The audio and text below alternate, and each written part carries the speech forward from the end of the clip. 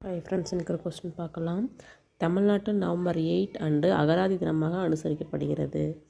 கூற்று 2, இத்தினமானது GU. Pope அவர்களின் பிறந்தநாள் தினத்தை முன்னிட்டு நடத்தப்படுகிறது. ஆப்ஷன் கூற்று 2 தவறு. அதுக்கான விளக்கத்தை பார்க்கலாங்க. யாரோட பிறந்தநாள்னு? தமிழ் அகராதி தினம் நவம்பர் 8. இத்தினமானது இத்தாலிய சமய பரப்புனரான கான்ஸ்டைன் ஜோசப் பெஸ்கி என்பவரின் பிறந்தநாள் நினைவை குறிக்கிறது. இவர் வீரமாமுனிவர் எனவும் அழைக்கப்படுகிறார். இவர் சதுரகராதி என்ற முதல் தமிழ் அகராதி வெளிவர காரணமாக இருந்தவர்.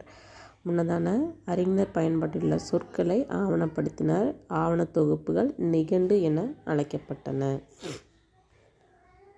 வீரமாமுனிவர் 1710ஆம் ஆண்டில் தமிழகத்திற்கு வந்தார். இவர் லத்தீன் மொழியில் திருக்குறளை மொழிபெயர்த்து விளக்கினார். தேவாரம், நன்னூல், ஆத்திச்சூடி போன்ற பல முக்கியமான தமிழ் இலக்கிய படைப்புகளையும் அவர் ஐரோப்பிய மொழிகளில் மொழிபெயர்த்தார்.